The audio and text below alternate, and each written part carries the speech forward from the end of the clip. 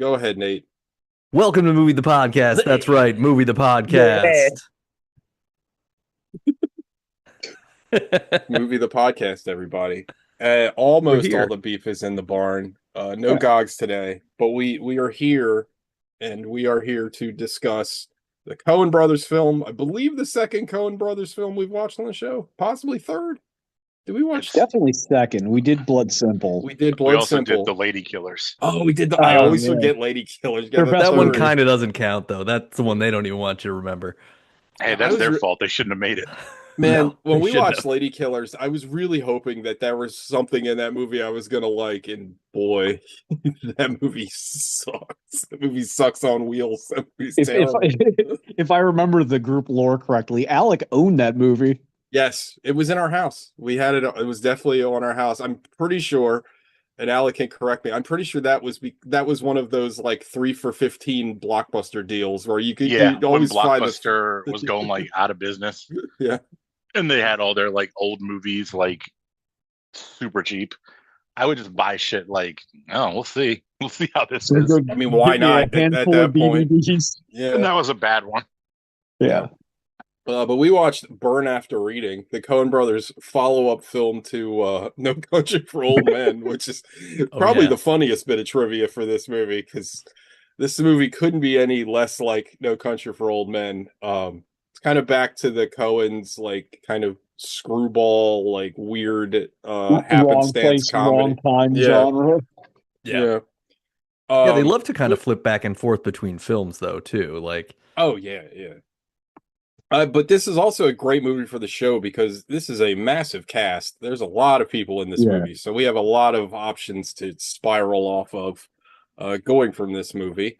But anyway, let's do what we always do when we do what we do when we do it. What did Oh, you all no. watch this week? Alec, Potato salad. you go for some potato What did salad. I watch? Hold, please. Hold, Okay, please. Come back to me. on hold. do do do do do do Um, do do do. I watched two things. Two things. Two things. Watched a newish, I guess pretty new Netflix animated movie called Swapped. It's got a great voice cast. The movie itself is fine, but the design of the creatures in the movie is incredible. It's like gorgeous. Basically, it's not like Zootopia, but it is a bunch of animals and shit. Is it SWAT Cats? The Radical Squadron? No, swapped, not Oh, SWAT. swap it. Swap. Okay, Swap I'm sorry. Shout out to It's a bunch SWAT of- cats. It's a bunch of animals, and they live in this like ecosystem, but they're all kind of segregated. But then they learn by the end to work together. But the design of the animals is really cool. They're all like birds and wolves and shit, but they're all kind of like have parts of nature. It's hard to describe. Parts of like the wolves, like their heads have like look like bushes attached to them, which sounds dumb but actually looks pretty cool.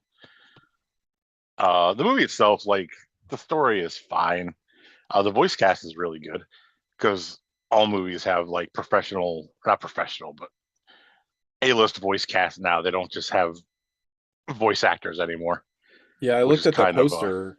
Michael B. Jordan is one of the actors in it. Yeah, Juno Temple. Well, a bunch of people are. Tracy Morgan, Cedric the Entertainer, everybody's favorite entertainer. You can't even smoke Um, cigarettes on Earth no more. But I liked it. It wasn't like the best thing I've ever seen, but the production value was really high. Alec, have you seen anything about the new Brad Bird animated movie? No. Ray Gun, the sci-fi noir detective Brad Bird animated movie for Netflix. No. Yeah, It's about a ray gun or a guy called Ray Gun? Or it's about Ronald Ray Gun. No, it's a guy. I think Ray Gun. I think his name is just Ray Gun. Yeah, Also, with I thought two he- ends. And it No. looks like it's got Batman the animated series energy. with the Two Art N's Deco. in a name that should only have one is stupid, and I'll put that out there. Hey, wait a Yeah. minute. Who would have Hey. James that? Gunn. Hold on a second. Hey, it's got hold the phone. it's got Sam Rockwell and Tom Waits in it. Ooh, Hell yeah. two of my favorites. All right. Say less. Brad Bird, Batman the Animated Series vibes, and Tom Waits and Sam Rockwell. I mean, Jesus, did they make this for me? It's just, It doesn't. Alec, it I has thought of release you date. today. Not that I don't think of you every day, but then it's like, oh, Oscar Isaac's in the booth doing his Miguel O'Hara voice. I'm like, that movie's never coming out. Nope. Ugh. Yeah. Yeah, the freaking. I don't know. What's the holdup? I don't even know. I was gonna I say don't- Lord and Miller, but like, I don't know if it's them or the studio or.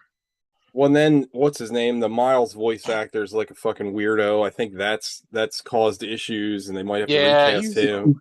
He's a Yeah. weirdo, though. Shamik I don't think Moore or he's whatever. like. I don't think Yeah. he's actually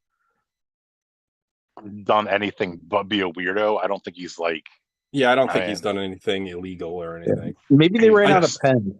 a weird I did- creep. I did see a clip of him though that was kind of funny, where somebody wanted an autograph, and he's like, "I don't really want to sign like Spider-Man stuff," and it's like, "Well, what else would I know? Like, that's the thing. Yeah. What else would I know you from, dude? Like, come on, A picture of a guy getting rejected. right, right."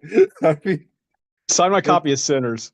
look, dude, I would have hit on Haley Seinfeld too. I mean, but goddamn, give it up. Yeah, no doubt. You know what I mean? Like, yeah, if I That's- lost out to Josh Allen, I'd be like, you know what? You know, it's just how shit goes sometimes. Yeah, I mean, Yeah. yeah, Yeah, what are you gonna yeah. do? It's not like he's winning anything else. Give him one. Oh, That guy. Oh, Fuck take Josh that. Allen. Just getting secondhand MVPs. It should have been other players. Yeah. Shamik Moore, he's in the Wu-Tang series. Yeah, he plays Raekwon. Yeah. I haven't watched that. It not looks watched good. it. I just haven't watched it. He was in Samaritan. What was that? Oh, that was that. Wasn't that Sylvester Stallone project? Yeah. I never watched that. He was I in thought you did. I Joyful thought you guys Noise. all said that you loved it. Sumerian? No, I I never never saw watched it. it. Samaritan? Oh, I swear to God, you guys No. were. Maybe Gogs was. You're something thinking of for the it. Joe Mangello sexy Yeah. sister film Nemesis, Oh, No. because they came out at like the same time. That's not what that was called, right? Wasn't it called like Arch Villain or something? Arch What was that? Enemy. Arch Enemy. Yeah, that movie fucking rules. Arch Nemesis. Oh wait, that is a real word. Never. I was trying to make a joke Yep. by They the all- two, but Arch It is a Enemy real is one of word. those movies that like 5 people saw, but man, that was fucking good. That was such a good movie. gotta watch Samaritan at some point. Or maybe I'll check it out. Check that shit out. The other thing I watched was Airplane, The original. Oh, the yeah. original, which has its moments, but God, a lot of that shit, just This is not age well. a lot of it does not age well, and a lot of it is just like a lot of it doesn't age well just because it's very inappropriate. But a lot of it doesn't age well just because it's not funny. No. Like I don't know It's- how much you guys remember of it or how recently you've seen it, but like the whole like flamboyant gay guy in the tower Yeah. just doing like that's every time he showed up he's just doing random things like it's not funny at all. But back Well, then don't it was forget, like, though, this guy's when- gay. This is Yeah, hilarious. like I when they made that guess. movie, if you put a gay guy on TV, they would kill you. So it was very transgressive. Right, yeah. sure. Like I and having do- Florence Henderson talk jive. I Oh, speak right. Yes. guy. Yeah. Or Oh, not Ira. Florence Henderson, Carol Channing. Yeah. Wait, Florence And, Henderson's the Mom from Leave It to Beaver. Brady Bunch. Wait, I don't know. Surely you can't be serious. I am, I'm and don't kidding. call me Shirley is pretty. That's a banger. I mean, That's a, it still I don't has a know. lot. It still has a lot of jokes that land and are really funny, but What's it also the has a lot of jokes that are terrible. Like the whole bit with Kareem Abdul-Jabbar, where the you kid's tell like, your "My old dad, man? my dad says that you don't try on defense anymore. It's like you must be talking about somebody else. My name's Pretty much. is Roger Murdoch." He's like, yeah, he says that when we went and saw Gabe and you weren't trying to run down the court. He's like, listen, kid, you try going up against. It was like Lambeer, Walton, No, and Walton and Lanier. Lanier. That's it. Night after night, no breaks. I believe he so- said busting my buns too, which is fucking hysterical. Yeah, but like there are parts that are still really, really funny, but there are also parts that haven't aged well, and parts that just flat out aren't Yeah. funny. Like, Well, it was one of those like, how many jokes could I fit in per minute? You know what I Mhm. mean? It was like Yeah. fucking Animaniacs or something. Nobody had ever Yes. experienced so many jokes at one time. So yeah, was that the And, original like spoof movie? Yeah. yeah, oh think yeah, it I think so. because it was a take on like what Airport 75 or whatever, which was like a disaster there's like- movie at an airport. Well, I could be wrong, but maybe this is something I've gotten mixed up with another movie. I think the original script for Airplane was like a serious movie, and then they were like, "Well, this is terrible," and then they made it like just a goofball comedy.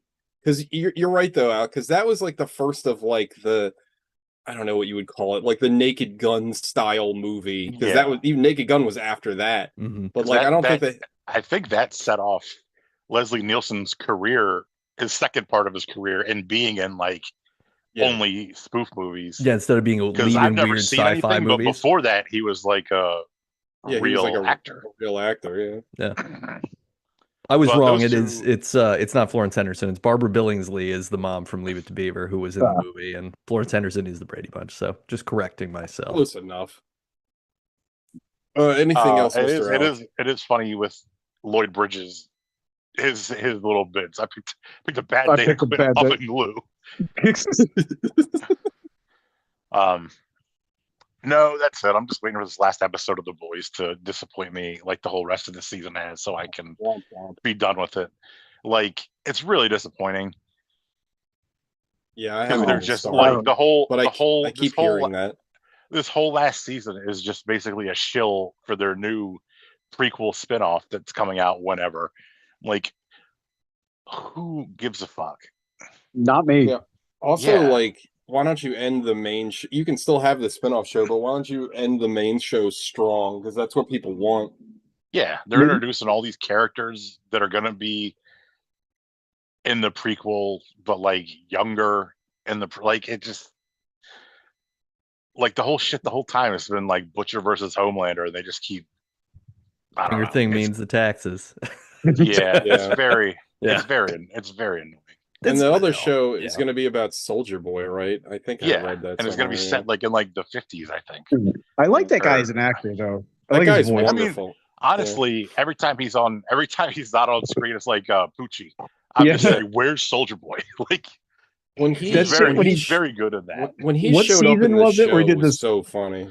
Where he did like Solid Gold. Yeah, he's like, Yeah. Fat Bob, Freddy's Bob, everybody's Bob, Bob. It's so I'm like shocked- he's I'm so shocked good. that guy was never a bigger actor because he's very good. He He was is. he was a voice in the second or third best Batman movie, though. He was the Red Hood in the Under the Red Hood animated. Oh no shit! Plus, he was on Supernatural for like 20 years, so he was Never just watched busy. that. Yeah, I Well, mean, it's just- I I only didn't- watched a I- little bit of it, but yeah, he made I a didn't lot of realize money doing that. I didn't think. realize until like yesterday or the day before that the guy who did Supernatural is the guy who did The Boys, the Oh, showrunner. Oh, That's why a interesting. bunch of Did he the also people do the show Tick? up. Or wasn't The the, new guy one? Ben? No, wasn't Ben Edlund involved in that show too? Or this might be a different guy than what you're talking about, but I think he I'm talking he about had something Eric. to do with Eric Kripke. that show. So I don't ever heard of Ben Edlund. Supernatural You is talk a about show. the newish Tick, the Oh, one no, with the comic book and the cartoon. Peter Serafinowicz. Oh, That new Tick was. I It was watched the great. first season and I liked it. I think they made Yeah, a it was- second one, but I never got around to watching it. it was really That first good. season was funny with what a weird show with like it being an absurdist kind of stupid comedy, and then they have Jackie Earl Haley as like a legit horrifying like evil villain monster Yeah. man, It was like it was scaring really the good. shit out of people. But I think that's all I watched. TJ, I watched two things. Two things. two I things? watched the drama, which Nate talked about last week. I echo his statements. I really, really like the movie a lot. Awesome. Possible spoilers though, like the thing that's like kind of the catalyst for the whole movie, and the movie is elevated, like it's not, I feel like it's operating on like hyper reality. Like the thing that kind of propels the whole plot, honestly, if I had a partner that said what Zendaya says, I'd have been like, okay. Like it wouldn't have really even phased me. I'm like, well, you didn't do it. Yeah. So I don't really like no, it would- I agree. And I think maybe that's it's- kind of the point. Like I was kind of thinking about it after I watched the movie. Like I think there's a layer of this where they're like kind of these like well-to-do like wasps where like everything kind of fits into a box, and they like, so like she doesn't, and that is really what bothers them and not what she was going to do. Maybe I'm looking too deep into it. I think it's also like Alana Haim's character is supposed to be, you're supposed to read into, like, she's most of the reason why it's a problem. Because if Yeah. she would let it go, it wouldn't have been an issue for anybody, but it becomes this blown up situation. Also, can we like get Alana Haim out of movies? Like that bitch's eyes are too close together. I don't like looking at her face. Like, Who I'm is she? sorry. Like, huh? Alana Haim? Did you watch Yeah. Licorice Pizza? She's like Yeah. the co-lead in Licorice Pizza. She's Oh, the okay. girl in Licorice Mhm. Pizza. She's in a band called Haim with her sisters. The band is horrible. She's not a terrible actress, but like, I don't know, there's just something off-putting about her face. I just don't like looking at her. She was also in she was in One Battle After Another. She gets got pretty early in that movie. She's one of like the resistance force. Oh yeah.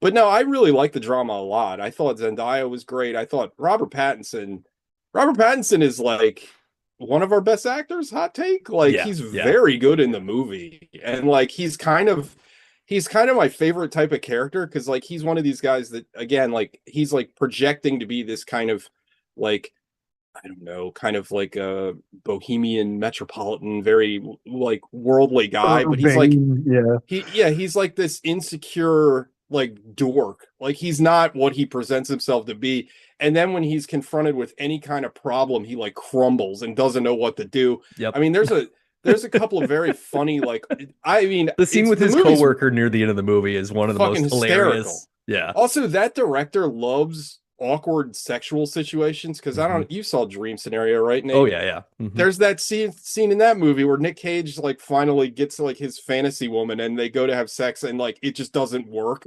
And it's very Yeah. similar to this scene in the drama. But no, I thought the drama was wonderful. I thought it was really well directed. I liked they do this kind of thing where like scenarios play out in the characters' heads, but they don't like explicitly tell you that's what's going on, and it kind of gives you like an alternate take of what's. It's a good way to, in a book that would have been like an inner monologue kind of thing, but in the movie you can't really express that in that way. And I thought the way that they decided to show it in the film was really interesting. I thought it was funny. I thought it was like Nate said earlier, it's like a very interesting take on like what a traditional rom-com is, because I feel like that's what it was kind of skewing. And to go back to Dream Scenario, because he made one other movie that I haven't seen. It's like a Dutch movie or something. But I felt like Dream Scenario had a lot of good ideas that never really came together. And like the most interesting stuff, he literally threw out like 5 minutes before the movie was over. Whereas like the drama felt a lot more focused, and I understood what they were trying to go for the whole time.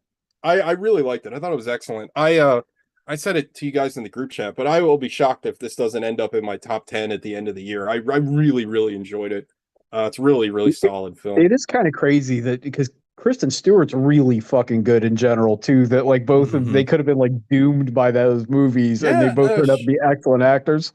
Yeah, and they both kind of pick, and maybe because of where they started, they both pick like interesting projects. Like Yeah, they didn't get like into another franchise kind of thing right Yeah. after Twilight. They ended up all doing just like weird stuff. I mean, because Pattinson's been in like the one Safdie movie that we don't Good love time. anymore. Yeah. I mean, I still like that movie a lot. I know it's still a good movie. issues, It's got a but it's bad, still it's got a bad fucking thing. But yeah, but incredible like film. yeah, he's been in a bunch of stuff like in the drama, and I'll just say it again. Like he's just good at being like, this is one of the handsomest guys who seems completely empty. Like he's a Yeah, stuffed shirt of a character in a way that's really compelling. And he's also kind of playing up on the like British tropeness of it, right? Like he's almost doing like He's like very Hugh Grant. Yeah, exactly. totally. He's very Hugh Grant in this Yeah. movie, absolutely. But he's like really likable doing it in a different kind of way. Because like I think Hugh Right. Grant works, but Hugh Grant would work in a lighter movie, and he's able to pull off this kind of heavier tone of the same kind of comedy. Yeah, no, it's a really good movie. I really enjoyed it quite a bit. So yeah, go watch the drama. It's excellent. And then I watched the movie that wasn't so good, unfortunately. I also watched watched this, so we can both talk about it. tabled then. But yeah, I watched They Will Kill You. Yeah. A movie I really wanted to love. The Same. first 20 minutes of this movie is great. Agreed. It's the first 20 minutes are awesome. It starts with it's really propulsionary. Like it starts with this like fast premise, and it gets right to the point, and it starts with this amazing fight. Like that's my biggest problem with the movie. The first fight in this movie is done so well, and you're like, shit, this is gonna fucking rule. And then nothing. Like Yeah. there's not another action scene. There's a lot of action in the movie, but there's not another action scene that comes anywhere near as good as the first one was. Yep. And the premise is just kind of flat. Like I felt like it didn't really go anywhere, and it's doing the action comedy thing, but like it's not that funny. And like it killed me because I like the look of the movie. I really like Zazie Beetz a lot. I've talked about her endlessly on the show. I think she's great. Oh, yeah. I mean, she's very hot, but she's also like a great actress, and I feel like she's doing her best with this material. But like the rest of the villains are kind of boring, and then like it's their fight. She's fighting like a Satan cult, and then like the ultimate avatar of Satan is like a pig head with like tentacles, and it's like that's the best you could come up with, really? Like it's kind of boring. Like I don't know. It was. I don't think it was awful. Like, but it to me, it's like if this was on the show, it's a 5. Like it's something I'm going to forget about in 10 minutes. Like Totally. I didn't think it was the worst thing I'd ever seen. And there's a lot of fun. There are some funny moments. There's this part where so the Satan death cult that they're trying to murder, or that she's trying to murder, they're immortal. So it doesn't matter what you do to them, they're always gonna like regenerate, right? But at one point, she cuts one of their heads off, or no, I'm sorry, she blows one of their heads off with like a shotgun. But like her fucking head is like slowly regenerating, so just her eyes are like growing back, and one of her eyes, it's so dumb, but it's like one of the funnier parts of the movie.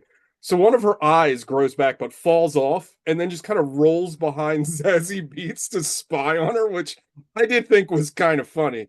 But overall, yeah, I don't know, Nate. Did you feel the same way? I did. I think like you hit it with the problem with the movie is it opens too strong for its own good because it can't maintain the momentum that it starts. It gets really flat, and there's no real surprises after that point. No. You're just like, oh, okay, we're gonna do this again.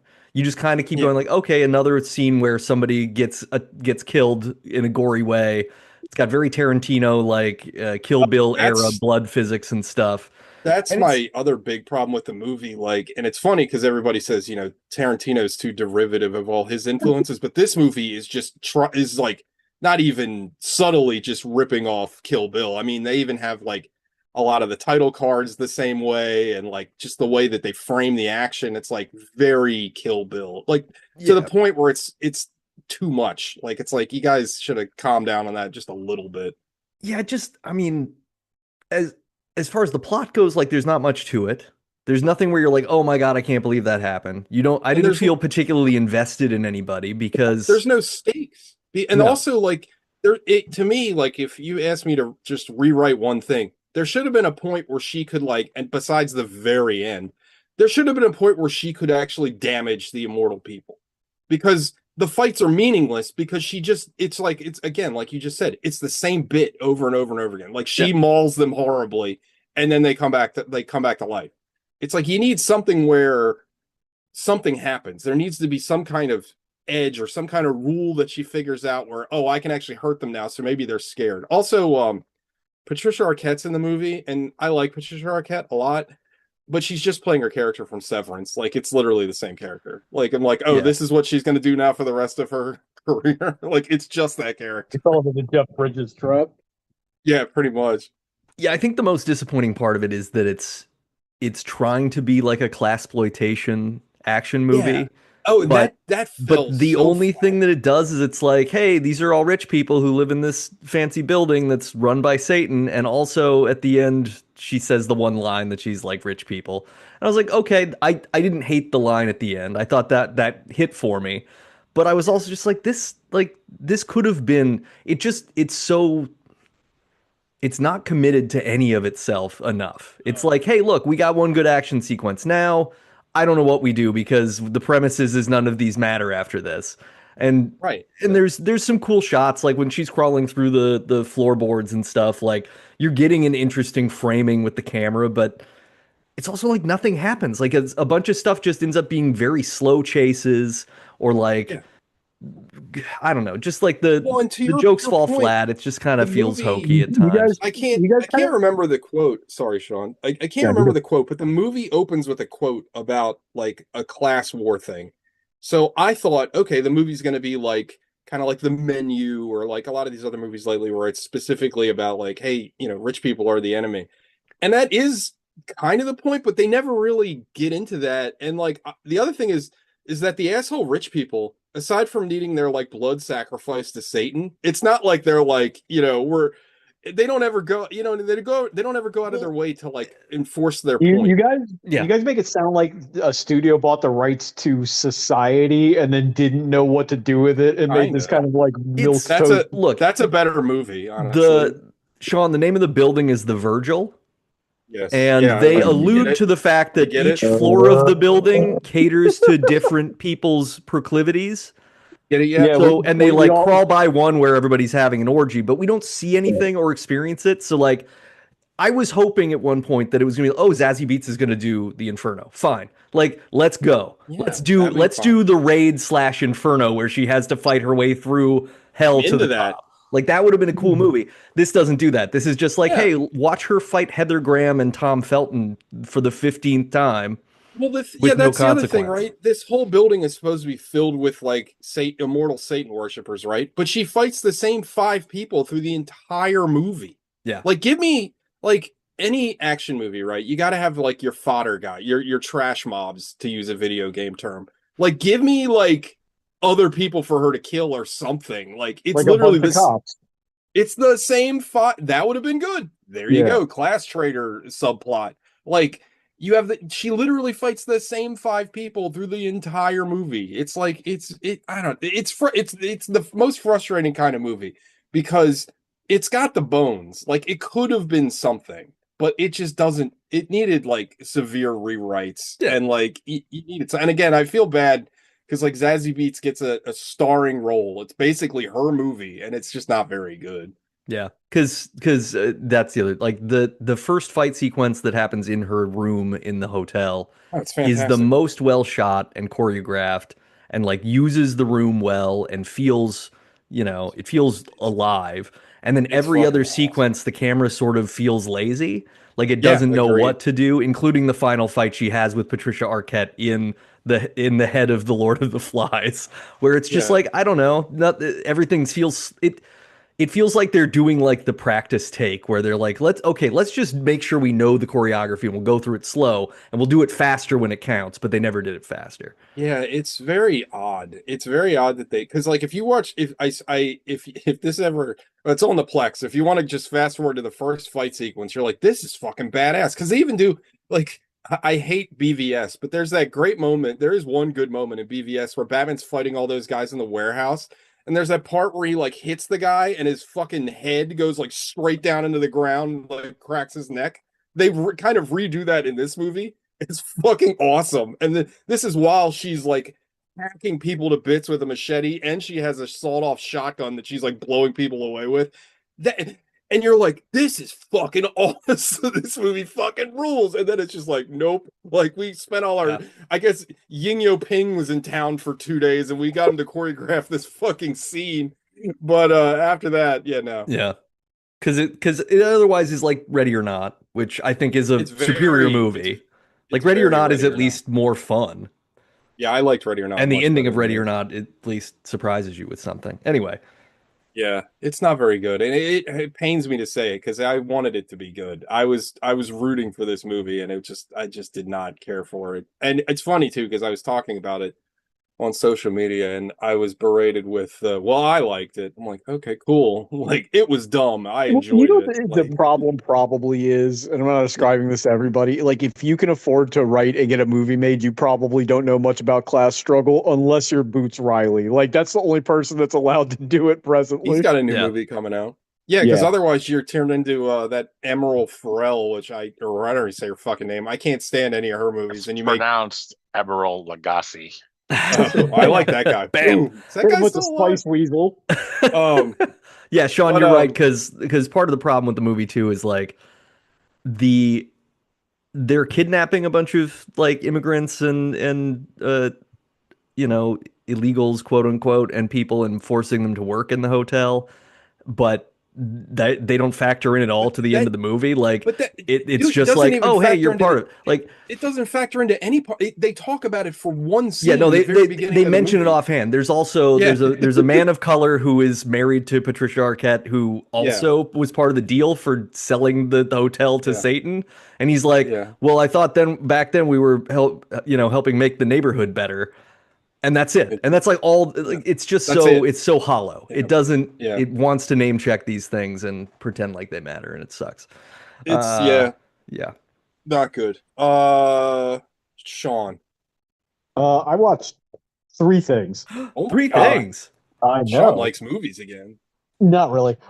So the first thing I watched was Outside Providence, which Oh, classic. I love that movie. it's kind of funny. It kind of goes along with this movie. I don't know if it's the best Farrelly Brothers movie, but I think it might be my favorite. I really, really like that movie. It's like you got a letter from someone named. Do you know somebody named Drugs Delaney? How many individuals named Drugs could you possibly associate with? Like it's like super goofy. I but, love like, that movie. Yeah, it's not like so. Even though I like Stuck on You and shit like that, it's not like so wacky. So like I really You enjoyed it. also love Green Book, your favorite Farrelly Yeah, Brothers this is film. how a white man eats fried chicken. It's like fucking the longest yard. That's how a white man runs with the football. Do better, black guy. I watched That's a real line in that movie. Do better, black guy. No, the Steve Austin says it. Yeah, He's like, that's that's how how a white runs with man football." runs with a football. Yeah, underrated performance, but Underrated watched- movie, honestly. We Yeah. enjoyed that movie quite a bit. Yeah.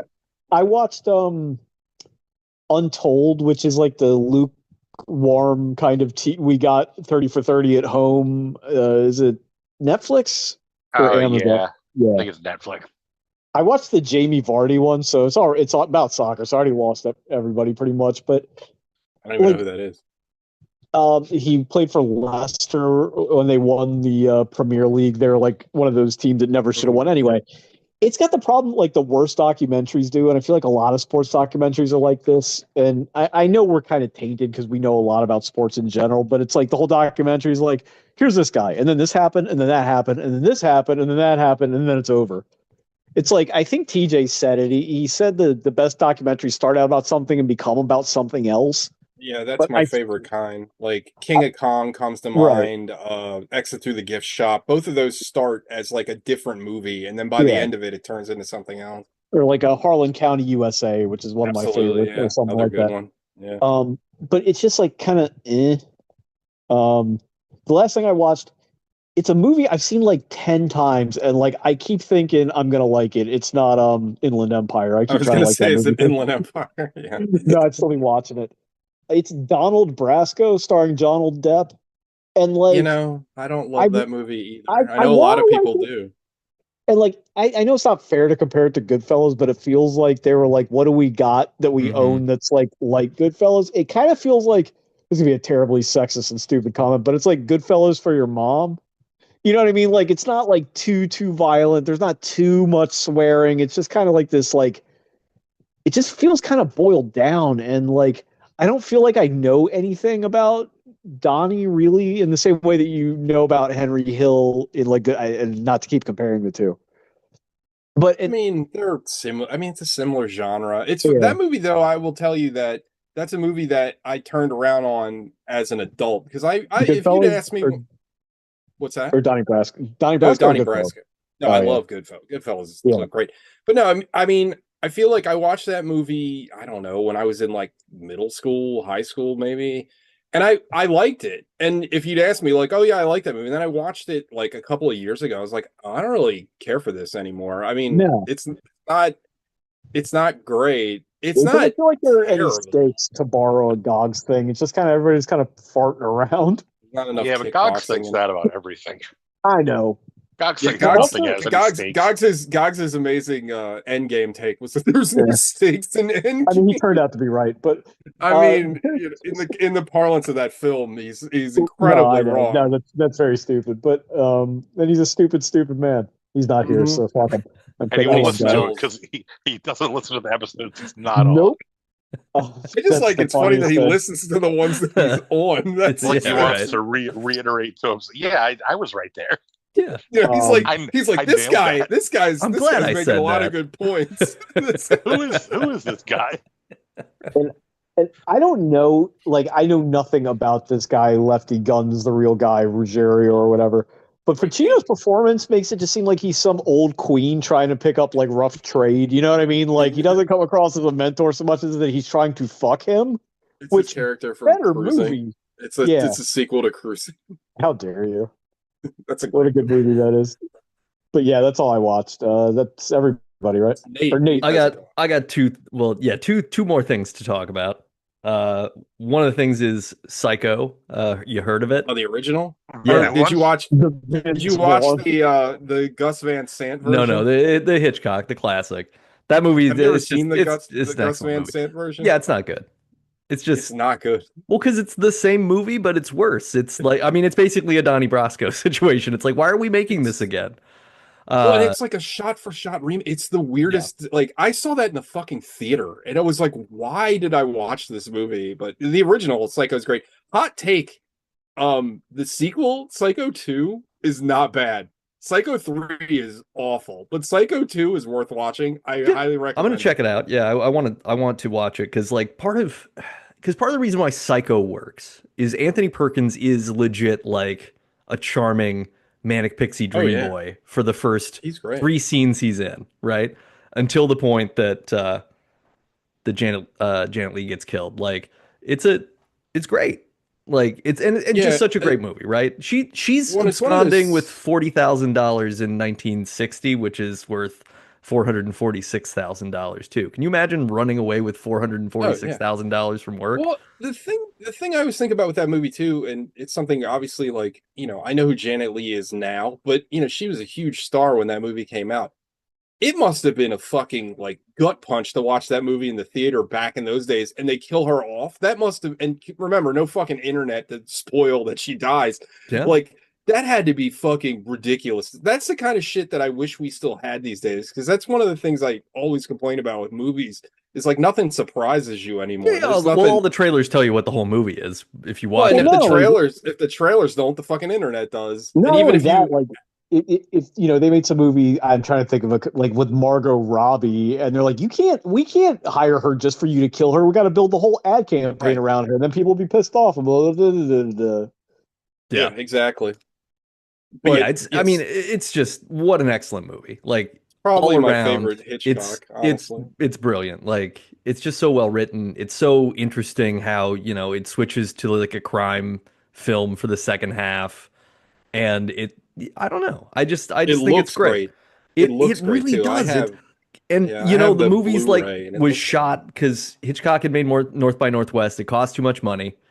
He wanted to make this, but the studios were giving him shit. So he's like, "Fine, I'll shoot it with my Alfred Hitchcock Presents TV crew, and we'll just do it on the weekends."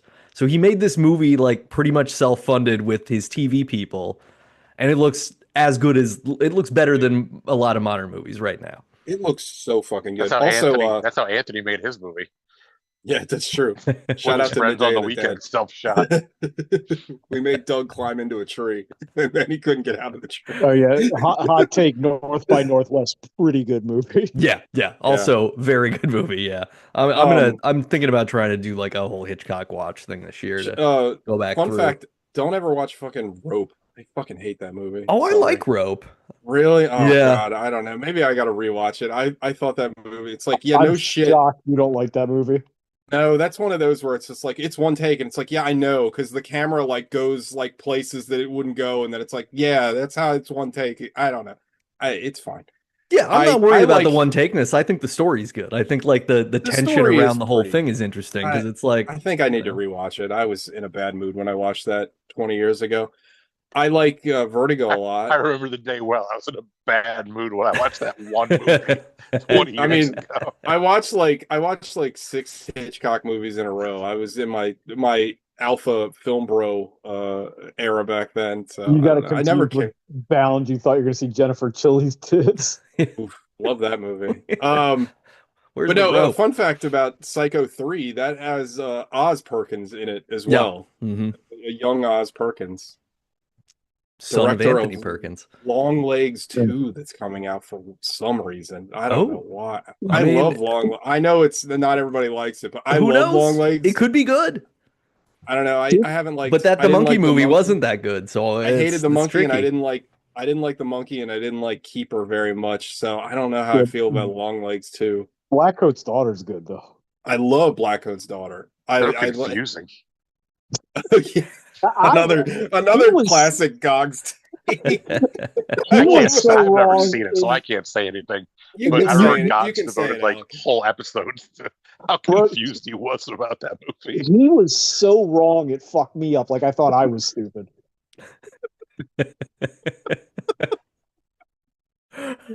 End of Billy Madison level. Did Hitchcock make Psycho 2? What's that?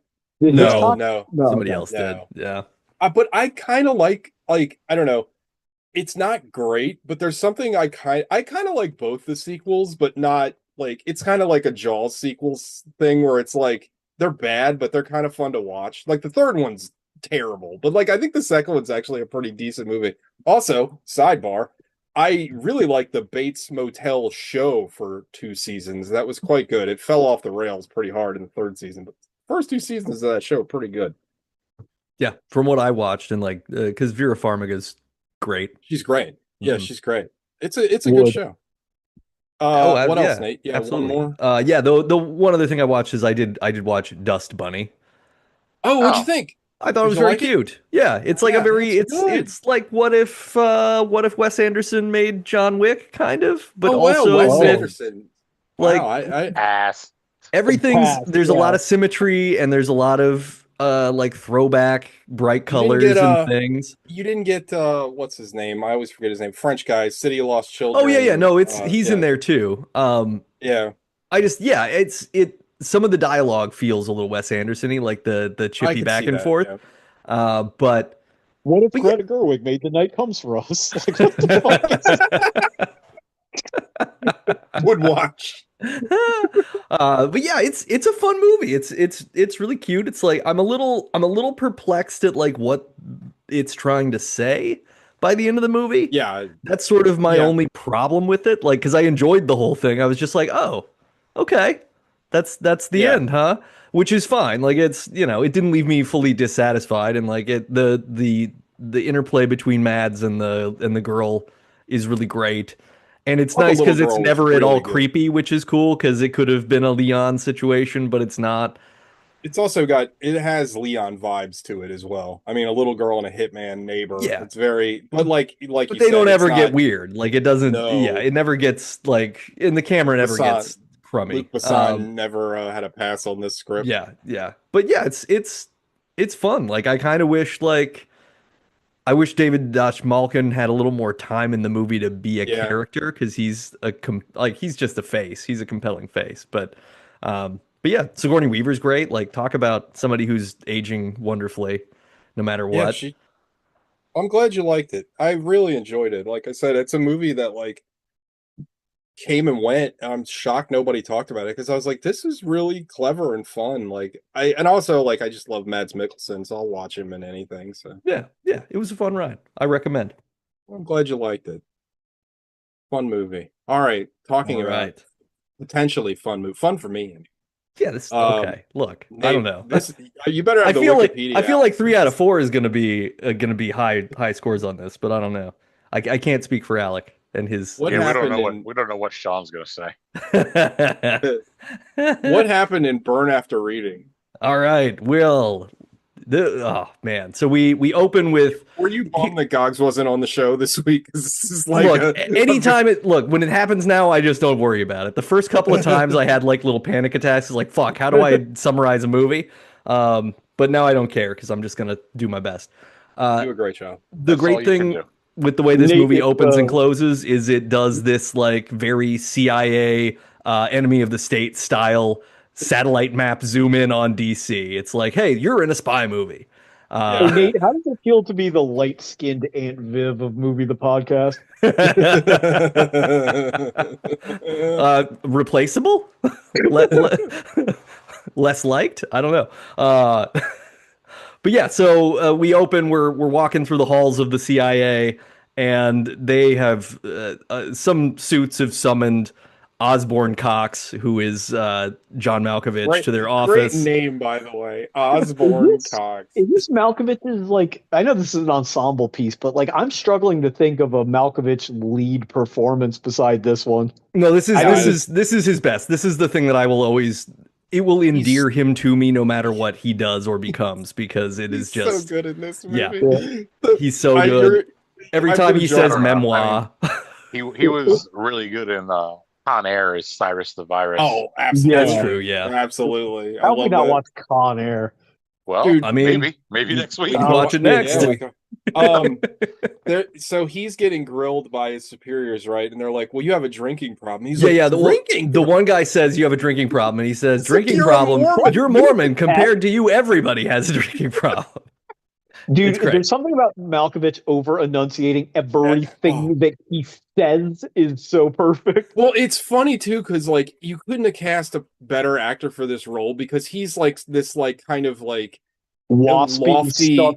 Yeah. intellectual guy. So everything Yeah. he says is like when he says, like you said, memoir. Like every time he Yeah. says memoir, Memoir. and like just the way he carries himself in this whole fucking movie cracks me the fuck up. Like League of Morons. he has like, I mean, he's in the movie a lot, but like it's almost like what you said earlier.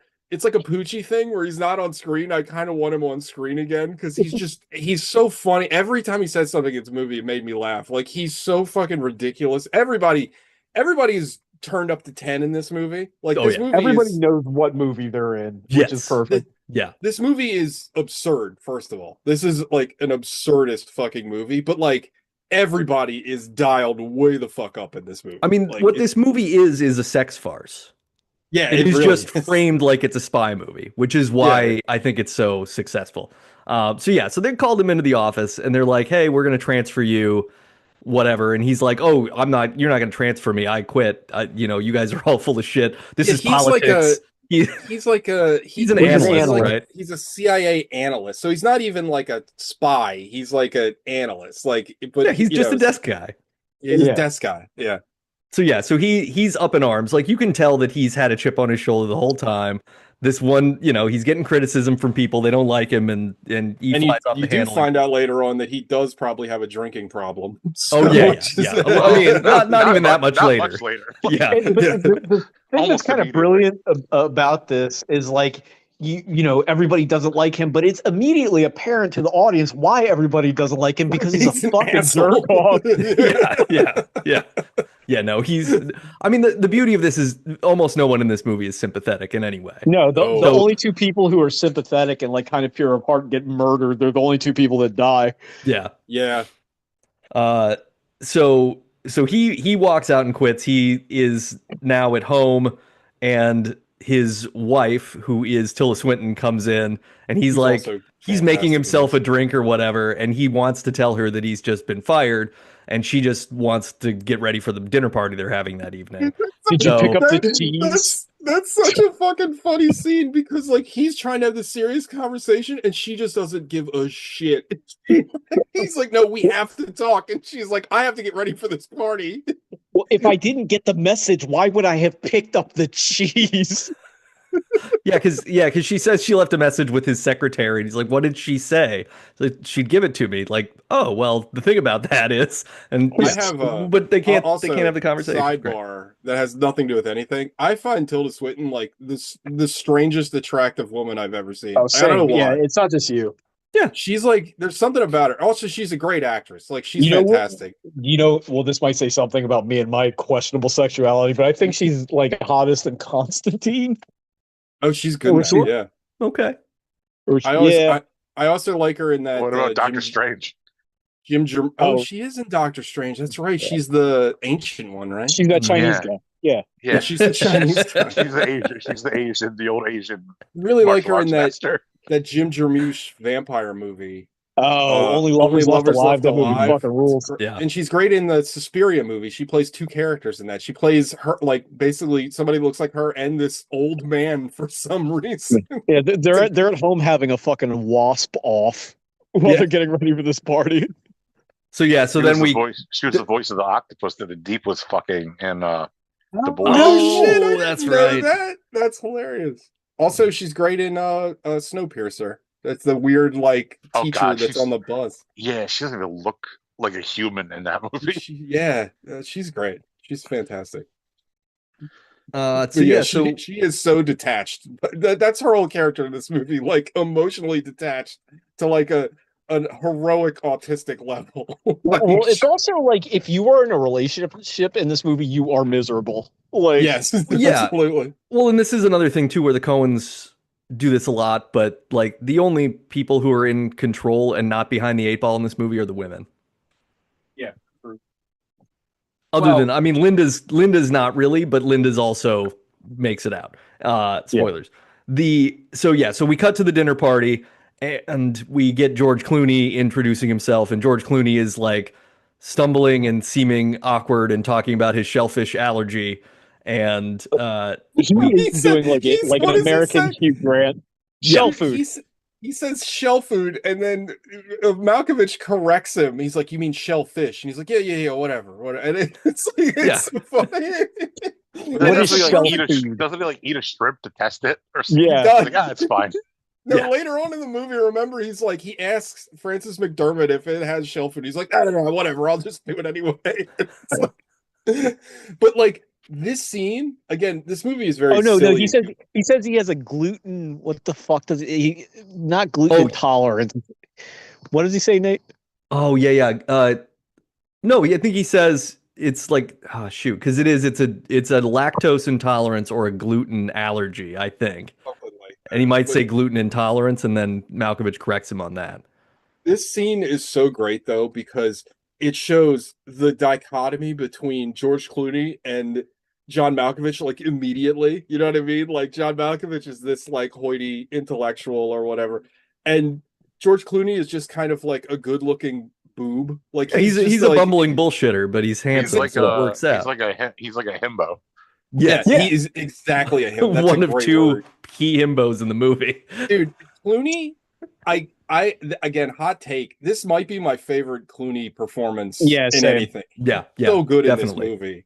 Yeah, Like, he shows a lot of range in this movie, and it's really interesting how. I mean, it's between this and Oh Brother, but I think this one is his best movie. Like he's so good in this fucking Well, movie. the Coens make him the best by making him stupid. Like they're like, "Hey, Yeah. George, be dumb and handsome at the same time," and he's great at that.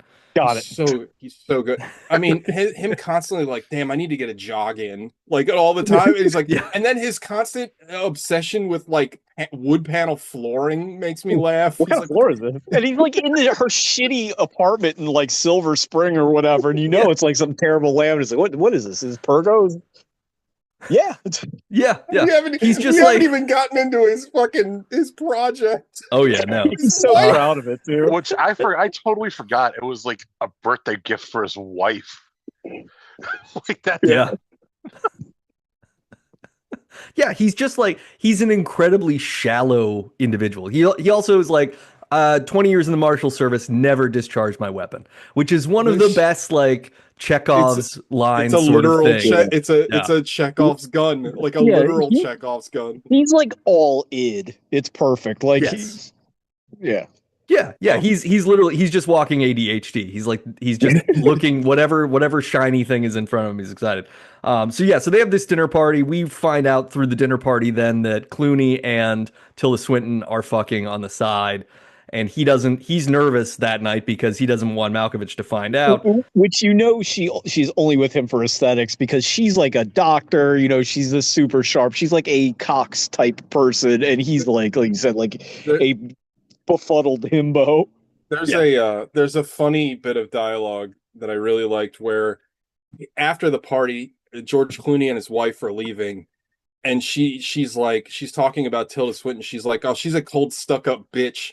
And then later in the movie, Tilda Swinton describes George Clooney's wife as a cold, stuck-up bitch. I thought that was very funny.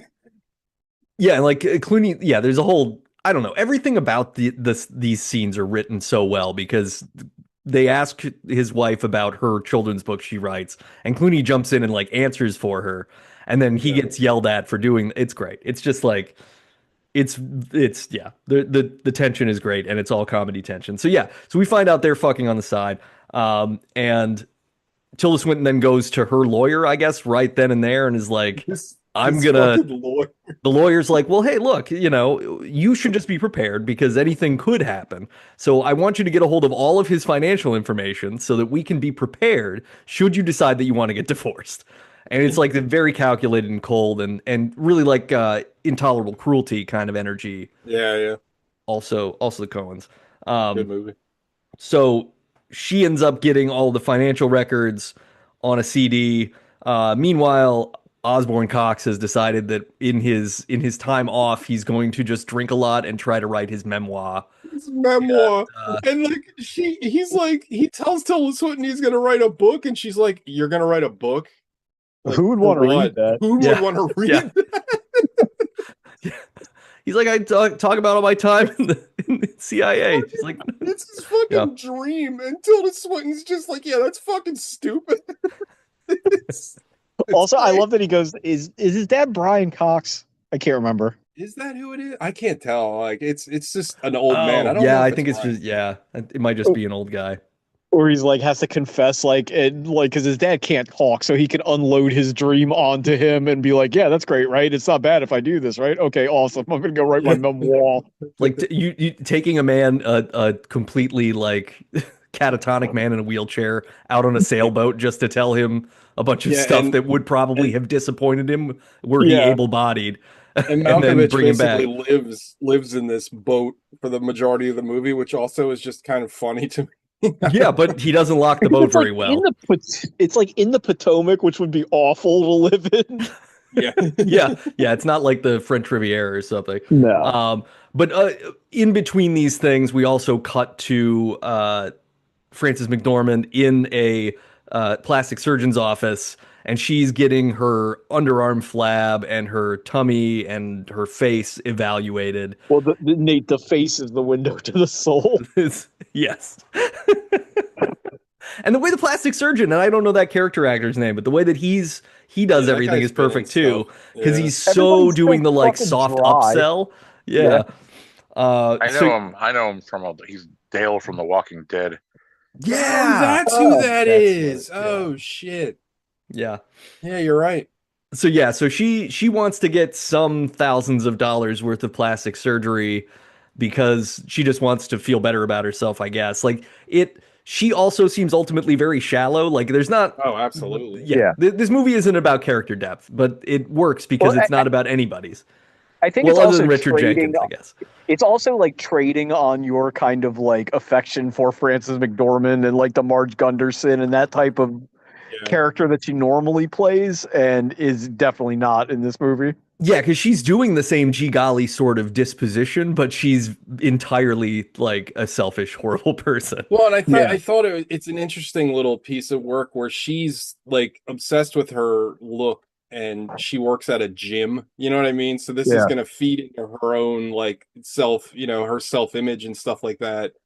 And it's her like life's goal to like basically be a different looking person. Like she's single, she's like on like whatever dating site on the internet, and that scene is great. Like I don't know, it's a great character. Like the character is written, all the characters in this movie I think are written very well.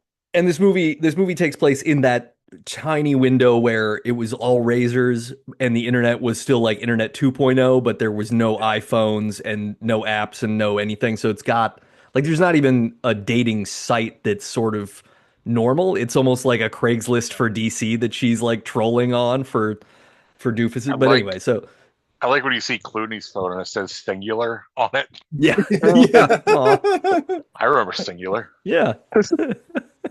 So she's trying to get that done. She can't afford it. Insurance won't cover it. So she is pissed off. And then her buddy Brad Pitt works. His name is Chad Feldheimer.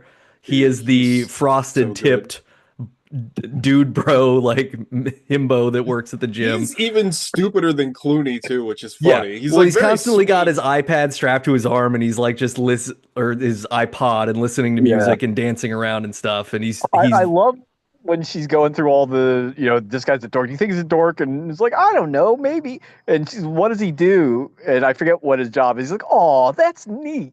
Yeah, yeah. yeah. He's a man child in the purest way.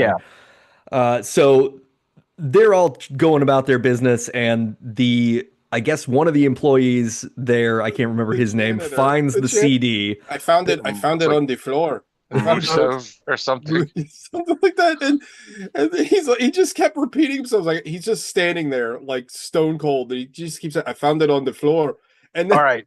Nobody saw this. I did. I found it on the floor. Yeah.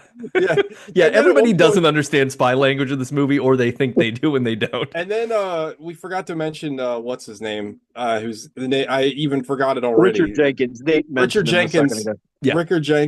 Yeah. Richard Jenkins is the manager, and he doesn't want so they find this disc, and and Brad Pitt is convinced it's like super secret spy stuff, but he clearly doesn't know what the fuck he's looking at.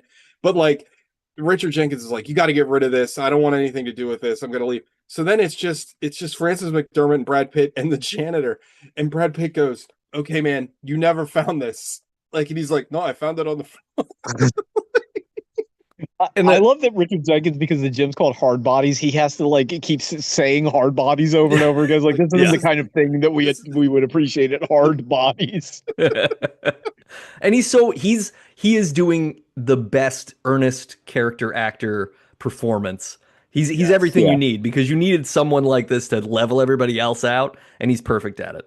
And he's So yeah- also in love with Frances McDermott. yes. And Yeah. there's like a heartbreaking scene later on when they're at the bar, and she's like, I think this might have already happened, maybe not, but like she's It happens explaining later. Yeah. she's explaining to him like about all her plastic surgery, and he's like, well, he's like, well, I like you, and Yeah. like, you know, Maybe like you're it's the perfect the way you Millhouse- are. it's the Millhouse scene, you know what I mean? Like, I'm all Millhouse, like it's Yeah, so the disc has the financial data that Tilda Swinton has taken, and for some reason a copy of the memoir that that Osborne Cox has been writing, which makes Brad Pitt assume, oh, this is a bunch of top secret spy shit, because there's references to the CIA and numbers. And so they decide they're going to extort Osborne Cox for money in hopes that they can pay for her surgeries. Because Brad Pitt has a computer friend who is able to open a CD. Yeah. Like, So we just kind of get some cat and mouse scenes. Now these are mixed in with Clooney hooking up with Tilda Swinton, and Tilda Swinton is kind of trying to press him to get serious, and he's backpedaling now because he clearly just wants to be a fuck boy, and he was never expecting the circumstances to change. So they keep having those scenes, and where he complains about hating his wife, but then it's also really clear that like he loves his wife and doesn't want to live without her. well, he doesn't want to be alone. I don't know And he starts building this massive project for her birthday that we will Alec alluded to, and we'll find out about that a little it's later. top secret, honey. That's Yeah, like yeah. it's just this thing in the basement he's literally has like he's got a basement, but it's got like a cage wrapped around it, and it's covered. You can't see what it is, but he's like, you still working on that? He's like, it's top secret. Yeah, he has God, like an Lord. 80s kid hangout martial arts basement cage Yes, in his in his house. I was pricing these things online. They cost like $1,200. I went to Home Depot, spent $100. where are you pricing? No, he said he was looking in, what does he call it? He's like gentlemen's magazines or something. Yeah. Like, it's Yeah. something Um, this reveal, I mean, I remember I saw this in the theater, and I remember the reveal for this, I was like on the fucking floor. It's still funny now, but the it's reveal to what this is so fucking ridiculous. so Chad and Linda keep trying to extort Osborne. The phone call The that they phone have with call. him is so goddamn funny. Yeah. We thought you might be concerned with the security of your shit. and he's just sitting up in bed like, who is this? Who are you? Who What are the you? fuck is this? It's Tilda so Swinton's like sleeping through almost the entirety of him screaming "fuck" into the telephone. So they finally end up arranging like a meeting, and Brad Pitt gets into the car with Osborne Cox, and he's like, hold on. You got to rewind just Okay. a second. So Brad Pitt is going to meet him on his bike in his gym gear, and Oh, yeah. Francis McDermott convinces him he needs to wear a suit And take the tags off. Yeah, take yeah. the tags off. So he does. He doesn't. Francis McDermott drives him right and drops him off. That because he Yeah. doesn't take his bike, and then the scene between Brad Pitt and fucking Malkovich is amazing because he doesn't know what he's doing, and like he's like Malkovich is like, what you're doing is perjury. Like he goes through Yeah. all like the federal crimes that he's committing. He's like, this is extortion, and then he I am a punches. good Samaritan. Then he punches Brad Pitt in the face. Yeah, and he gets out of he just like is teary eyed and gets out of the car and runs away. And, so they're unable to make anything happen. Hold on. I'm sorry. Then after he gets punched in the face and cries and goes back to Francis McDermott's car, Francis McDermott chases John Malkovich and like rams him on the highway. Oh Yeah. yeah. He's got that old Mercedes or whatever. She fucks it up. Yeah, and she has like a '94 Ford Probe or something. Hell yeah. Yeah, to the it is a Ford probe. Probe. Yeah. But yeah, she rams him on the highway, and he's like, "Who the fuck are you?" Because at this point, literally, there is nothing of value there. Like that is No, all he's nothing trying at to all. explain. He's like, you don't have anything. You don't know what you're talking about. This is possibly one of my favorite plot points in the movie. Frances McDermott decides she's going to sell it to the Russians. Well, Yeah. and the fun thing is, this is 2007. This isn't 1988. But all she knows is like that the Russians do spy shit. Yeah. So they just pull up to the Russian embassy. Yeah, and spoilers for later in the movie, but when J.K. Simmons goes, "The Russians?" Russians? Like, Yeah. that shit kills me. Yeah. So let's see. Tilda Swinton changes the locks in the house, so now Osborne Cox has to go live in his boat. So he's living in his boat now. Now Clooney and her have been fucking in the boat also, but I guess that there's not the time gets a little crunched here, but it works. So Harry ends up also going on these other dates, Clooney's character, and he hooks up with Linda also. Oh, And can we he's talk? just- What is the name of the rom-com that she goes to twice? It's Dermot Oh. Mulroney and Oh yeah, I Claire forget. Claire Danes. Danes is on the poster. Yeah, but she's not actually in the movie. Yeah. But Will you but get It's down from there? Is it like Er- coming up Daisy or something? Yeah. but previously Francis McDermott went on another internet date with like this like nerdy guy, and he was just there, and like he didn't laugh at the movie, and like it wasn't really a good date. She still fucks him.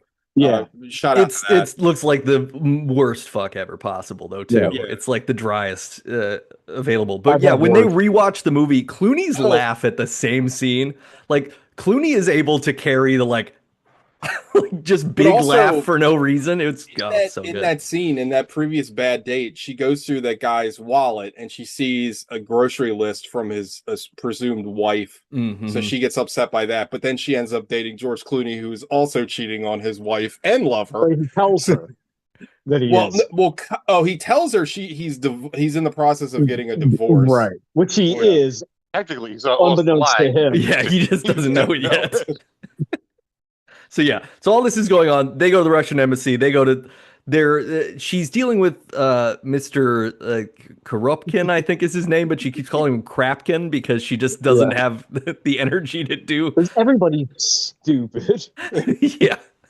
So yeah, so they're like, hey, we've got some important CIA stuff. How much are you going to give us for it? They're like, why? What are you talking about? Why do you have this? And why would we give you any money? Is it PC or Mac? Yeah. Yeah, that's So Linda decides, hey, we must need more. So she gets Chad to break into Osborne Cox's house because they wanted to steal stuff from his computer. And While so George Clooney's over there with his sex ramp. yeah. He comes, they pull up and he gets out of the car with Tilda Swinton and he's carrying the wedge, the largest wedge you've ever seen. And they go inside with that.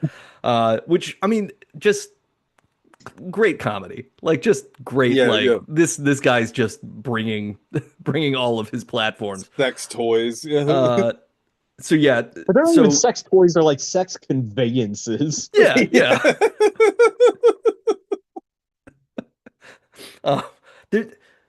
This is before this. The we'll do it in the back line. That's also very funny. Or no, I guess it's at.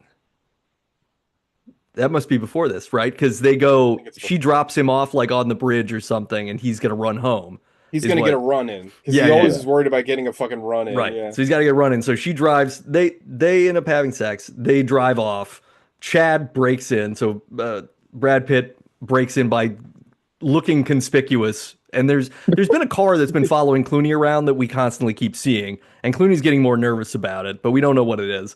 And of course, Brad Pitt doesn't really notice, so he kind of looks if he can get in the front door. He can't, so he climbs over the wall like a drunk squirrel, and then breaks in through the back. Yeah, in the middle of the day, in like a fancy neighborhood. And then he breaks in the back door in the basement and starts fiddling through the computer and everything. And then Clooney gets dropped off to do a run. He mentions something about them doing it in the back, and she's like, "You're gross and boorish." And he's like, "No, well, I meant in the back of the car, not the rear entrance." And then he gets his run in because he has to do that after every time he has sex. It's a funny thing. He also asked Tilda Swinton the mileage that he's going to be towards Tilda Swinton's house because he has to make sure he gets a long enough run. Yeah, it's got to be at least 5 miles. Right. And she's like, it's 5.2. He's like, okay, that's fine then. It's so stupid.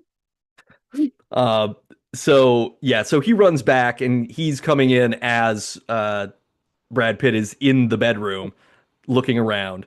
And so Brad Pitt hides in the closet. George Clooney takes the fastest shower known to man. Yeah. He turns the water on and runs out of the shower. Like no one's taken a shower that fast. So yeah, he comes out of the shower and he's like getting dressed. He's fiddling around. There's one like tense close call where he walks up toward the door. It has similar tension to Blue Velvet, but not obviously Blue Velvet scene. And then Clooney goes and gets his gun out of the nightstand and he's holding it, and then he goes to get his suit jacket out of the closet, presumably. And Brad Pitt's standing there and gives the doofiest smile. And Clooney just unloads a round right in his forehead and drops the gun and freaks out and panics. The face that Brad Pitt gives before he gets shot in the face is fucking hysterical because he just gives this like goofy ass smile. It's crazy. So yeah, Clooney freaks out. He like, after laying there for a couple minutes, he gets up and like starts checking him, and there's no tags on his clothes, and he's like, "Oh shit!" And there's nothing in his wallet other than like $3. So Clooney's convinced that Brad Pitt was in fact a spy. So now he's like, "Who's coming after me?" And this sort of sets off the ending action of the movie, I guess, because he goes outside and that car starts following him again. He turns around and chases the guy, finds out, he works for a lawyer, and it's because his wife is divorcing him. Yeah. And the way he delivers the joke, he's like, yeah, the band. No, the law firm. He says it so fast. But then Clooney goes into a sadness spiral, goes home, smashes the thing. We didn't talk about the reveal yet, which happened before this, so. Oh, we missed it. Yeah. He reveals it to Frances Linda. McDormand. Yeah, because he takes Linda down there and shows it to her, and she's just, it's a great moment because she's like, oh, yeah, she doesn't seem weirded out. She's just like, that's cute. And it's just for everybody, if you don't know, it's like a dildo like a dildo bike. I don't know how to describe it. Like the dildo is in the seat, so it's a rocking chair with a. It's kind of like a sit down elliptical. Yeah, but then it has like a hole in the bottom where a dildo can come up, and it's an erecticle. trying to It go is back. not. It is not super dissimilar from Mac's ass pounder bike in It's Oh, Always that's Sunny. true. It's very similar. And to Alex's point, this is where George Clooney's like, I saw this in gentlemen's magazines for thousands of dollars. I figured I just go down to Home Depot and spend a couple Get the hundred. speed rail. He's so proud of it too. He's like so And the fucking dildos are very expensive. yeah. He's like Yeah, that was so the most proud of expensive it. part. So he smashes that with sledgehammer, sobbing. And we also see Osborne Cox get served. He also goes to like a Princeton reunion where they all sing a classic Princeton Waspy song thing and drink Yeah. together. Well, that's also where his other buddy tells him that Linda went to the Russian embassy. It's like, yeah, well, she's not hard to follow. Oh, yeah. That's right. So basically with Brad Pitt gone, Linda's freaking out. She feels like they still need more information, so she convinces Richard Jenkins to go break into the house now. Because she also doesn't know what happened Yeah. to Brad Pitt. He's She doesn't just know he's disappeared. dead. She just Yeah. he just has vanished as far as she knows. And but she assumes that he got vanished by Osborne Cox, The Russian. probably, right? Because she thinks she's in a spy movie. Now, no one is actually in a spy movie. We That's the cannot best part of the underline movie. this enough. Like, there's an alcoholic who just lost his job who has a memoir on a CD, and that's all that's happened. Like, there's I believe nothing it's of pronounced memoir. yeah, Memoir. there's nothing of merit going on, but they've convinced themselves there is. So she's freaking out. She tries to tell Clooney about it in the park, and Clooney, or she Have we does been tell introduced Clooney to about it. J.K. Simmons yet? I think we have at this point.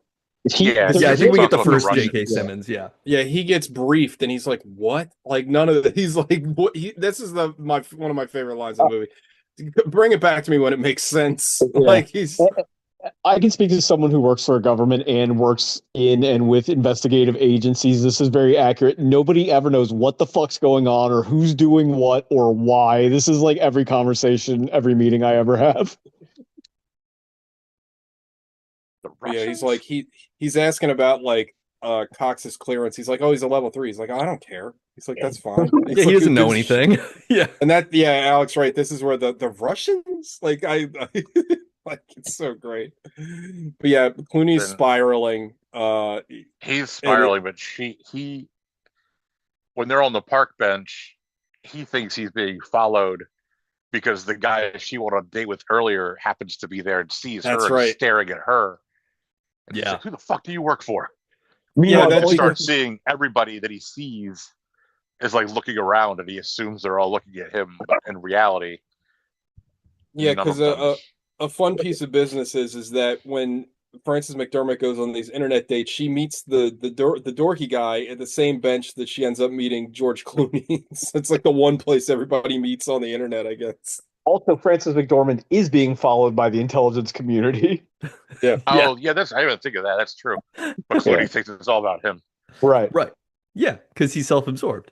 So yeah, and we also find out in this moment that his wife is like in Seattle doing a book tour for her children's book, And fucking some other guy, like Yeah, a TV and- host or yeah, something. she's got her piece on the side, and then so yeah, it's great. Nobody knows what's going on. Everybody thinks they're doing better than they are. So that's most of the movie, right? Like That's most of the Clooney movie. Yeah. Clooney ends up freaking out and like basically Well, leaves no, the movie. you're missing the part Richard where- Jenkins part. Yeah, Well, yeah. Jenkins breaks into Osborne Cox's house. Well, yeah, because the Russians. Sorry, there's a lot in this movie. So Frances McDormand goes back to the Russians, and they're like, "Yeah, we're not interested anymore. There's nothing you can give us."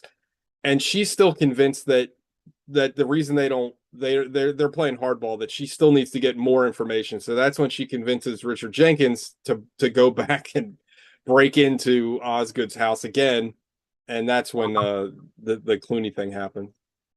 Yeah, so Jenkins is breaking in, having just been served divorce papers, and finding out that all of his assets have been taken from him.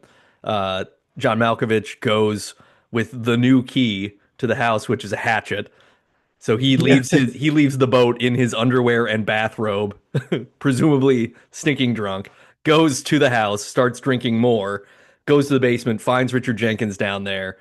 He I like assume you're my wife's lover. Yeah. No, I'm the manager of Hard Bodies. yeah. It's But so I'm not here in official capacity. That's Yeah. yeah. I'm not in an official capacity. and so Malkovich like That shoots might him have in been the my favorite shoulder. line for the whole movie. Yeah, it was very. He's so deadpan. He's like, yeah, but I'm not here in official capacity. Malkovich shoots him in the shoulder. Jenkins like runs by him up the stairs, and it seems like he's gonna get outside. I mean, they get outside on Nope. the sidewalk, then running away, and then Malkovich just gets behind him and clocks him on the head with the hatchet and kills him right there on the sidewalk. Yeah, and then we cut to J.K. Simmons again. Yes. that's when yeah. Any movie. And so yeah, that's when like Simmons and I think David Rash David is the name Rash? of the other actor, yeah, who just summarizes what has happened since, which is like they ended up shooting forgot. Osborne Cox and he's in a coma. Real quick, we forgot when they talk about the earlier scene where they talk about Pitt. It's like, well, what do you? Fuck it, just burn the body, get rid of it, just burn Yeah, it. get rid of it. Yeah. Just get rid of it. They're not interested in anybody being culpable for anything, and none of Yeah. this is interesting to them And otherwise. I guess George, they explain in that scene with J.K. Simmons that George Clooney is like super paranoid and is on his way to like Bogota or something, Argentina. Argentina. Venezuela. Yeah. Yeah. Okay. But he's like, what should we do? It's like, just get him on the first flight to Venezuela. Like, I don't Get care. him on the plane. Yeah, Get him the just fuck let out him of here. go. He says, There's no because there's no He's like, "He's extradition going to treaty. Venezuela for some reason. He's like, yeah, because there's no extradition. He's like, oh, what should we do? Get him on the plane. Get him on the fucking plane. And Let then him like leave. We don't want to deal with them. it like and yeah, they say Osgood Cox is in a coma. He's like, oh, okay, good. Like, that's fine. No. It's so funny because he's like, "Is he dead?" Well, he's in a coma, and J.K. Simmons' face, like, "Oh, god damn it!" He's like, Yeah, "But yeah. they're pretty sure he's not gonna make." Yeah, they don't think he has any brain function. Oh, all right. Yeah. Well, we'll deal with it if he wakes up. Yeah. And then and then it's just that Linda they caught and made a deal with her to pay for her plastic surgeries if she doesn't talk about anything. And she agrees to Well, how much is it? Well, it's several procedures. The first, just pay it. Just pay it. Pay it. Yeah. And then like kind of the whole crux of the movie is like, what did we learn? Yeah. I have no idea. Like, Well, don't do it again, I guess. If I can ever figure out what it is that we did. Yeah, I love. and then that's it. That's the movie. And then it cuts to that same kind of Enemy of the State style, like zooming out. Oh my god, what a fucking movie! It's so fun. Yeah. What did we learn? I don't know. Well, just don't do it again. Whatever it is that we did. Yeah. Oh my god. It's J.K. Simmons he's not in the movie a lot, but like both of his scenes are fantastic. Yeah. Like This is for me. He's the Poochie thing for this movie. Yeah. Like every I can see time he's that. not on screen, I'm like, "Where's J.K. Simmons?" But Dude, I guess the jokes wouldn't work as well if they're constantly cutting back to that same scene over Yeah. and over again. Like, so It's just funny because like he's so like just like he's just I like, don't just care.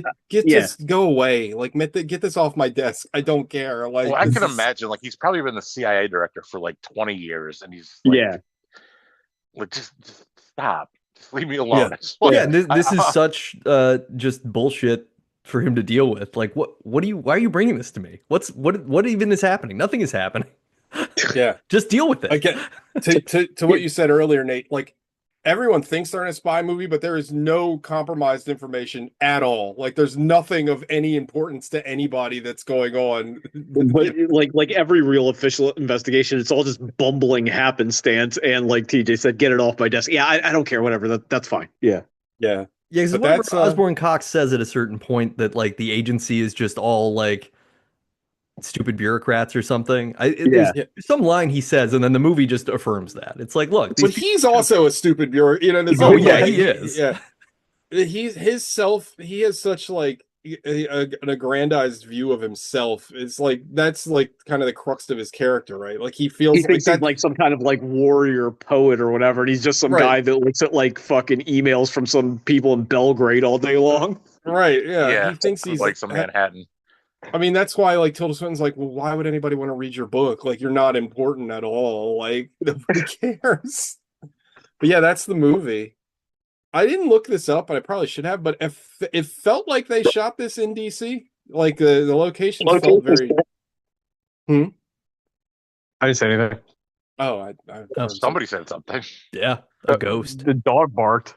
Oh Oh. shit! Yeah, Yeah, I felt- think it dog looked like it sounds- was DC to me. It felt like they shot this in DC. If they didn't, Some they of picked the a some very. of the scenes definitely work because like you see like some of the bridges and stuff. I mean, it might not. I don't all want been any in of that. DC.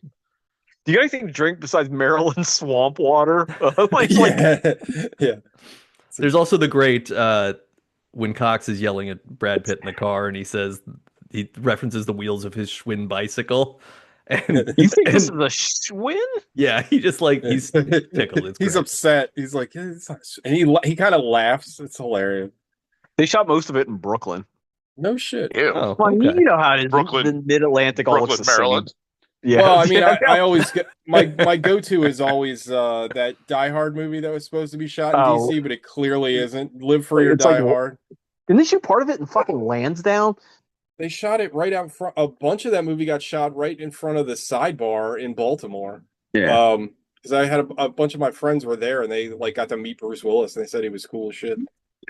Alec, I was bet your, his brain was falling apart. Yeah. was your favorite part of the movie the dildo craft or the Yeah, trade craft? No, my favorite parts were when J.K. Simmons was on screen. Yeah, respect. Like, as for as little as his parts were, I think this is a much worse movie if he's not in it. I agree. I agree completely with that. Like, he's like him and David Rash are like the two cohesive things to kind of bring it together and make sure you know that they know how stupid and ridiculous it is, and they aren't taking it seriously at all. I agree. We talked a lot through this. I want to add before we get into Five Knuckle Shuffles. No. Nah. I don't think so. I think we can just go right to reviews. Well, I have to go to the opinion I'm curious about the I'm gonna most. give it Alec, 7. there you go. All was right, Back in the good. game. All right. It's probably my third favorite Coen Brothers movie. Nice. Ooh, what's your first two? Oh Brother and Fargo. But I was thinking Fair, about Fargo fair. earlier, and I was like, should Fargo even be that high? Because Fargo is a good movie, but like they made a TV show about it that surpasses the movie as far as I'm concerned. But I don't know. The show is very good. I do like the show. But yeah, my only problem is it needed more J.K. Simmons. Everything that J.K. Simmons is, it needs more J.K. Simmons as far as I'm concerned. A fair opinion. Yeah. I agree. He's great. He's fantastic, especially in this. He's so good in this. Yeah, for his like 4 combined minutes of screen time. Yeah. And he is our thread, by the way, if we didn't say that before. He's our thread from last week. Spider-Man. Spider-Man. Sean. It's a 10 for me. I fucking love this movie. Like, I can't find flaw in it. I'm sure objectively there are issues. And the fact that it is literally like just nothing. Like, it's just stupid and bumbling. And like the movie stresses very much that like this is what DC and intelligence and shit like that is like. But it's like eminently quotable. You can walk up to Goggs anytime you want to and ask about the security of his shit. And like that'll work. You think this No. is what they thought the Lady Killers was going to be? Maybe Like a bunch of bumbling idiots who just like keep doing the stupidest things possible, but somehow, but then they all get their comeuppance at the I end. think it's the juxtaposition with the fucking Tinker Tailor Soldier Spy shit that makes it work so well. Yeah. Mhm. I don't know. This movie's like perfect for me. It's like absurd. It's full of character actors. Everybody's really good. It's weirdly horny, but like in like not in a way that's necessarily negative, but just shows kind of like how stupid being super horny can be. True. I mean, really, everything stems from how dumb they are with being so fucking horny all the time. It's a fair point. It's like like, dear, do you think that's enough carrots? Like, that's shit to fucking- Oh, Yeah. that's right. He cuts like 800 carrots. Yeah. Forgot about I, that. I don't know. I fucking love this movie. I can't rate it objectively, but it is not the best Coen Brothers movie. I still think that's either Fargo or Blood Simple, or Inside Llewyn Davis, or Barton Fink. But it is my favorite. Nate. It's a 9 for me. The first time I saw this, I think I saw it like in the theater when it came out, and it didn't land for me because I think I was expecting it to be a different kind of comedy from the way that maybe the trailers were cut together back then. But everything was just so fun, like in fun in a smart way. I was impressed by how well everything clicks together. I can see how it wouldn't work for a lot of people on a lot of viewings, I guess, but I was just on board with it the whole time and really enjoying the like, oh, this is like the late Bush era, like the way we used to think of things. Like how it can't get any worse than this nonsense. It's like, no, Very true. it's That's a gonna fair get way point. worse. So it's nostalgically bad view of government too. But yeah, I just think like the Coens, like this proves it just proves the fact that like the Coen brothers can do incredible things when they work together because they balance each other out. Like all of the I think post separation Joel movies are too horny but don't have anything to balance them out. And I all couldn't the stop thinking about how bad Honey Dolman is while I was watching this movie because, like, that movie is written kind of like this, yeah, it's right? trying Where to it's be just like, this. Yeah. yeah, it's got kind of like the awkward characters and the weird situations, but like it never comes together and it doesn't work. But this movie, like, everything works. Yeah. Like, Yeah. It's just and it's for being something that not a lot happens and really like it's edited together in a really interesting way. It's still, I mean, it held my attention the whole time. I loved it. And yeah, and J.K. Simmons is like perfect sort of topping on this Sunday. So yeah, it's a 9. TJ. it's a 10. I fucking it's a 10 for me, dog. I fucking love this movie. And I would go so far as to say that I like this movie even more watching it this time. Like I thought this movie was like really, really funny. Like I was laughing through the whole fucking movie, and I just think like it's so tightly written. Like I felt like everything is as good. I guess like what I'm trying to say is that a lot of times when like a movie is like silly, it kind of throws away like characters and plot, right? It just focuses on being like goofy. Whereas like I feel like this movie is very silly, but it's written very, very well. Like I felt like I knew all the characters. Something we always talk about in the show where it's just like, I don't know anything about this character. I don't care. But like I felt like they, despite these characters being very elevated and very ridiculous, you know all of these characters very well. And in some cases, like with Richard Jenkins, very briefly, but you feel like you have a well-rounded idea of every single character in this movie, and it works so well. That's why when shit happens to him, it feels bad. Like when Brad Pitt gets killed, you're like, holy shit, like that sucks. Like he was, he didn't have any real ill intent. I mean, I guess trying to extort money out of Malkovich is bad, but like I don't think like he's like a bad person, you know what I mean? And Richard Jenkins getting got is like terrible because he's just a fucking like incel fantasy, right? Like he loved this girl for who she was, and then he gets murdered because of it. You know what I mean? Like Elliot Rogers probably watched this movie and was like, "That's why the world is so evil." Like R.I.P. yeah. But I love this movie. I think it's fucking great. I think literally every performance is top tier. Everybody's great in this movie. It's fantastic. It's shot well. Everything's good about it. I don't have any negative things to say about it. That's why it gets a 10. Like there's nothing in this movie that doesn't work. It also moves at a clip. Like this movie is not boring. Like this movie does not, there's no like fat to this film. I feel like it's very to the point. I didn't check the running time, but it felt like it went by Only in an no hour time. 35. Perfect. Absolutely perfect. Might be the But shortest movie. I loved it. I thought it was absolutely great. And again, like as someone Sean mentioned, Tinker Tailor Soldier Spy, like I love like spy thrillers, and I really like the real cold, boring ones like Tinker Tailor Soldier Spy. And it's funny to have like this movie as kind of the antithesis of that. Like you said, Nate, how they opened with like the fucking cliche like enemy of the state kind of credits and stuff. Like that shit was funny. It's like it's funny to do. And I loved it. I think it's great. I love the Coens. I mean, hot take, Coens are fantastic. This is them at the top of their game. It's kind of amazing to me because I was reading reviews when it came out. This movie was not well received, which I don't like. It's one of those times like, what were you guys watching? Like, I don't understand like how, it's like, this I read one where the movie said it wasn't serious enough. It's like, well, that's not the movie. Like, what are you talking about? Like, it's a goofball movie. Like, nothing seems realistic in this film at all, and that's kind of the point, right? Like, I don't know. I loved it though. It's a 10. It's a fantastic movie. I love it to death. And it's a shame to me that like in the Coens oeuvre, this is kind of considered like a lesser Coens, where I think this is like, I mean, this is definitely better than The Man Who Wasn't There and obviously Lady Killers. And like, I guess it's tough. It's like a P.T. Anderson thing, right? It's tough to rank their movies because they've made so many good movies. Like, you know what I mean? Like, Miller's Crossing's great. Everything's Fargo's great. The Big Lebowski's great. Just like Zack Snyder. Just like Zack Snyder. Visionary director Zack Snyder. Oh, sorry. I mean, Don't tell him I forgot that.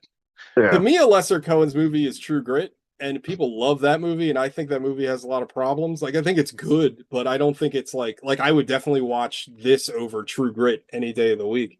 Yeah, But, I like True Grit, but it also ruined Jeff Bridges.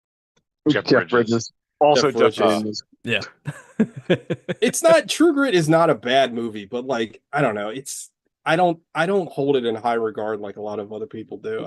I don't know. It's not fine. like their movie. You know what I mean? It's obviously it's Yeah, a remake and a book and all that other shit. It doesn't feel like them because it doesn't have like any levity or very you know what I mean? Like, yeah, and I don't know. I still always hate the part where like they're like searching for the guys and then they just kind of come across them. And it's like, okay, Yeah. like it's kind of dumb. Like there's a lot of good stuff in that movie. I'm not trying to say True Grit is a bad movie, but like I feel like again, when you're judging Cohen's entire career, like Burn After Reading almost never gets mentioned, but True Grit does, and that doesn't make sense to me.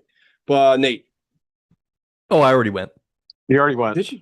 Yeah, Jesus, It's had the game standby. Basement rules. And Gogs gives it a 0 since he's not here to defend himself. Yeah, and he also didn't give us his review. Bad form. All right, who's 0 got a pick Gogs, for next really? week? I thought we are just doing what- Con Air. Yeah, we should Are just we- do Con Air. I mean, Yeah, that's let's fine go. with me. Con Air's Alright. full of actors too. That get us to Nick Cage to get to do a wacky Nick Cage movie. We've done a few. Or Half Baked with Dave Chappelle. Oh God. Oh, please don't make me Or watch high Fidelity. Ooh, I like High Fidelity. Fidelity. Or Mhm. Trees Lounge with Steve Buscemi. I've never seen that. I owned it. Yeah. Did you ever The watch it? Hollywood grab bag. Nope.